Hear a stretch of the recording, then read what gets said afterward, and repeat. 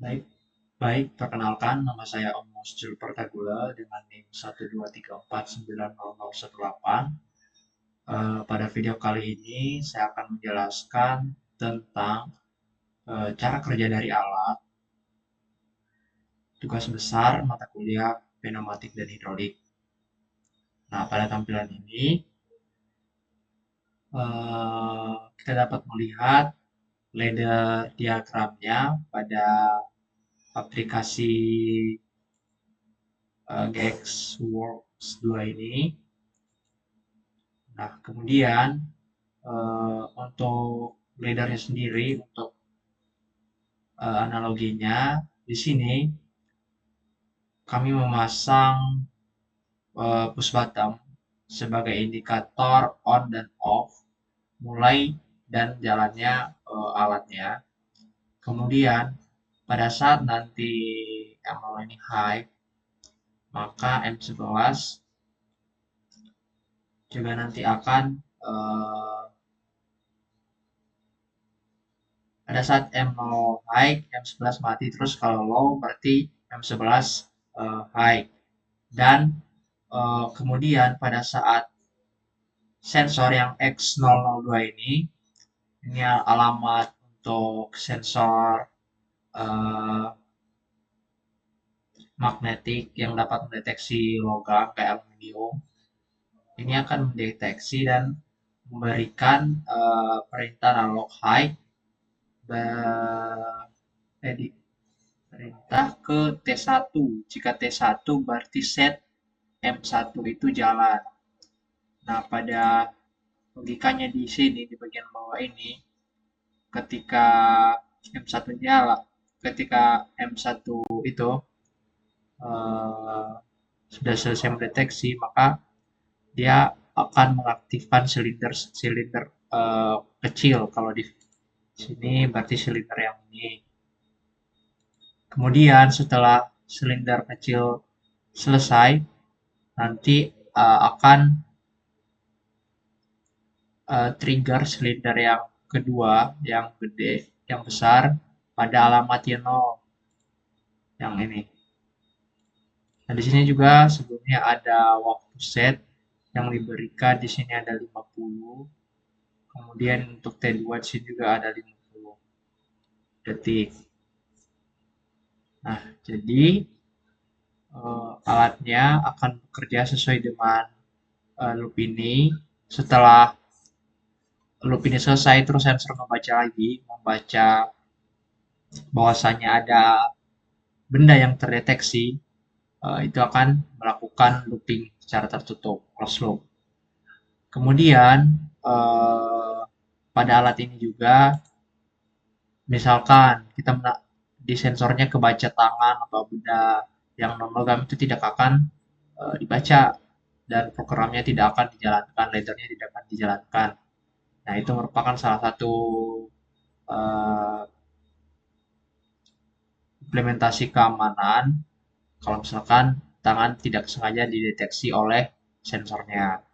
Jadi ini khusus untuk benda kaleng ataupun metal ataupun aluminium. Nah, berikut contoh demonstrasi alatnya. Langsung di press. Terus Tonton lagi. langsung di press. Terus Nah, di bawah kaleng ini terdapat sensor metal yang dapat mendeteksi aluminium ataupun kaleng ini. Kemudian pada saat dia mendeteksi 5 detik setelah itu, silinder kecil ini akan bergerak maju. Nah, untuk silindernya sendiri kami tidak menggunakan pengatur kecepatan udara. Jadi di sini langsung full pure udara yang dari kompresor. Jadi kecepatannya juga sesuai dengan tekanannya.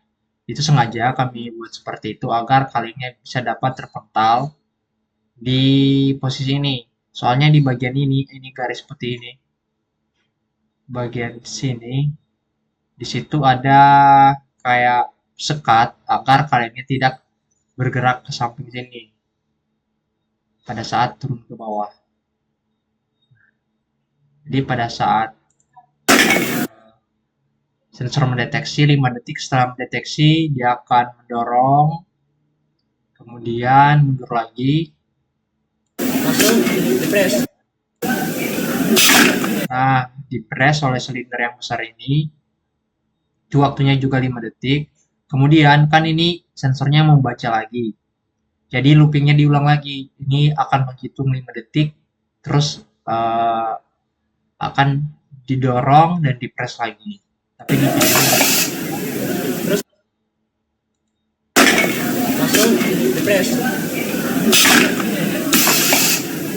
Nah, untuk silinder besar ini kami menggunakan regulator untuk pengontrol tekanan angin pada saat mundur. Jadi kan di sini tekanan masuknya sama besar dengan tekanan dari eh, kompresornya. Terus pada saat kembali masuk dari selang ini, tekanan angin yang keluarnya beda kecepatannya. Seperti itu. Terus Nah, ini beberapa contoh yang telah di press kalengnya. Jadi kaleng yang ke sini akan masuk ke sini di press, terus ini ada lubang di sini. Jadi kaleng yang di press itu ukurannya sesuai dengan lubang itu, dan kalengnya nanti setelah di press akan jatuh ke bawah. langsung Ini dipres. kalengnya. Nah, kalengnya jatuh ke bawah. Jadi di bawah ini ada wadah tempat di mana kaleng nanti dikumpulkan.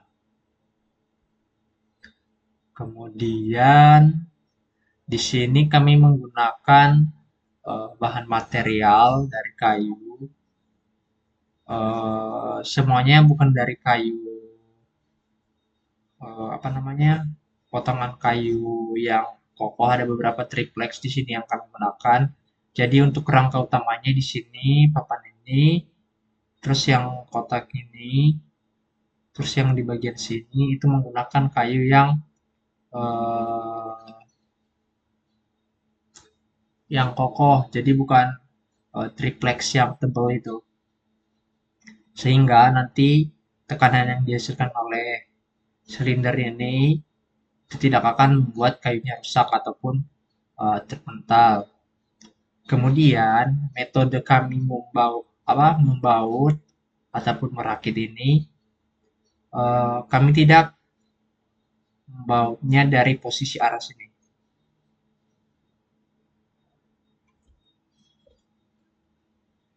bukan dari arah sini, tapi dari arah samping sini. Nah, sehingga pada saat ada dorongan ataupun ada tekanan, dia tidak ketarik keluar. Dia sudah ditahan oleh sisi ini, bagian sisi ini. Begitu juga dengan bagian ini. Dibawanya dari samping, bukan dari depan. Nah, kemudian di bawahnya juga ada kayu yang kuat untuk menahan bagian ini agar tidak kedorong pada saat silinder mengepres. Jadi posisi kami melakukan perekatan antara kayu juga dari bawah ke atas, bukan dari belakang ataupun depan sini. Nah, untuk bagian atas ini dilubangi untuk posisi eh, regulator atau pengatur tekanan ini. Kemudian di sini ada lubang untuk eh, sumber udara juga ataupun untuk keluar, itu tergantung dari logika pada valve-nya. Kemudian di sini ya untuk pengaman agar kalengnya pada saat dipres itu tidak terpental ke atas. Jadi dia dia akan tetap jatuh ke bawah. Nah, untuk silindernya sendiri ini kami menggunakan silinder yang diameternya 40, panjangnya bisa 40 mm ataupun 4 cm. Kemudian untuk panjangnya itu untuk as keluarnya itu 15 dan panjang keseluruhan itu 300 ataupun 30 cm. Kalau yang kecil ini dia cuma keluarnya 100, panjangnya 150 mm ya. Nah, kemudian di bagian belakang sini kita dapat melihat valve. Nah, valve ini fungsinya buat apa? Valve itu fungsinya untuk mengontrol ataupun logika keluar ataupun masuknya udara dari kompresor. Jika saya analogikan, jadi dia ada, saya cari di valve.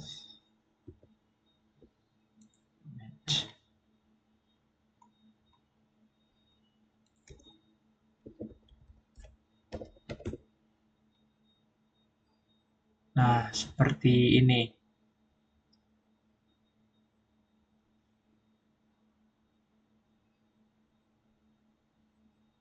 Atau langsung ke fluid sim aja.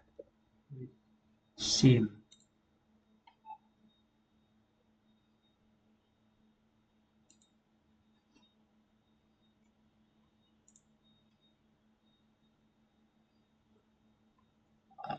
Match. Kita buka salah satu aja yang warna dia. Terlihat.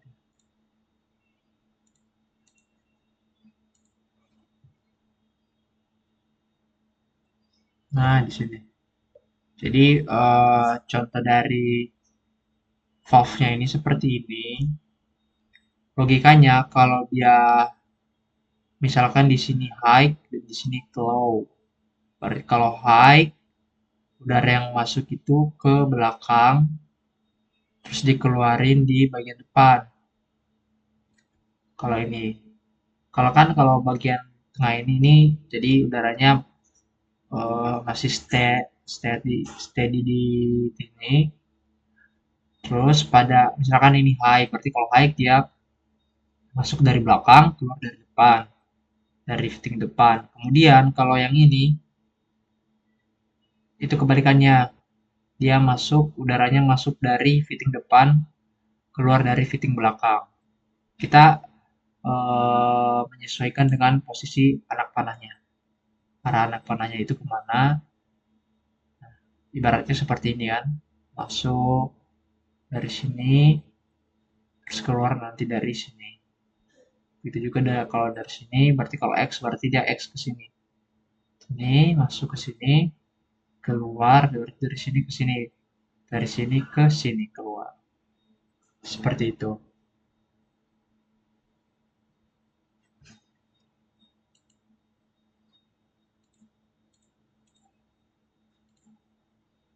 Nah, untuk hardware-nya sendiri yang kami gunakan itu modelnya seperti ini. Nah, yang lebih jelasnya seperti ini ya. Nah, jadi ini untuk fitting yang di belakang, ini untuk depan. Terus di sini ada dua itu lagi, satu fitting untuk in, terus ada dua untuk silencer itu, biar suara angin yang keluar itu ataupun yang dikeluarkan itu tidak terlalu besar. Seperti itu.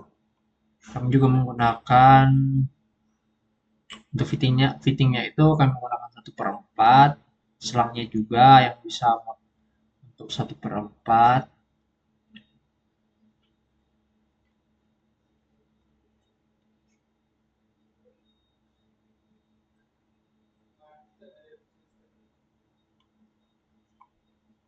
Nah, mungkin itu untuk demonstrasi alatnya.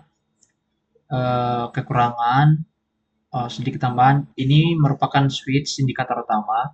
Pada saat ditekan, dia akan state on M1 ini. Nah, pada saat kedetek, M2 ini akan high, terus dihitung 5 detik, didorong, dipres, dihitung 5 detik lagi, didorong, dipres. Seperti itu. Jadi untuk alat ini, langsung dipres.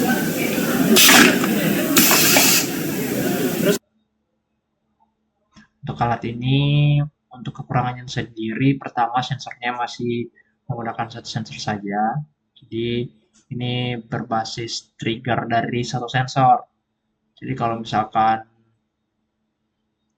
pengembangan ke depannya lebih bagusnya di bagian press ini juga itu harus ada sensor. Kemudian mungkin dapat diperbaiki untuk bagian desainnya, untuk ukurannya disesuaikan dengan kaleng. Kemarin kami ada kesalahan sedikit dari ukuran desainnya, uh, sehingga kami menambahkan ini fitur yang hitam ini selang, jadi agar kaleng ini tetap satu jalur di bagian itu, di bagian ini. Soalnya kalau dia di bagian samping sini, dia kaleng yang masuk itu akan langsung masuk sini. Dia tidak akan berhenti di titik yang ada sensornya. Mungkin itu yang perlu kami tambahkan. langsung dipres. Terus Terus mungkin di sini boleh ditambahkan box panel agar kita tidak ribet untuk wiring ke PLC-nya. Jadi ke PLC itu cuma kabel-kabel yang sudah dipasang sekun biar lebih presisi. Terus common ground semua, groundnya kita satukan dan disatukan pada satu jumper ataupun kabel biar tidak ribet untuk koneksi ke PLC-nya. Oke, mungkin sekian video dari saya. Mohon maaf jika ada kesalahan dan kekurangan dalam penjelasan saya. Mungkin untuk video kali ini cukup sekian tentang demonstrasi alat pneumatik dan hidrolik, khususnya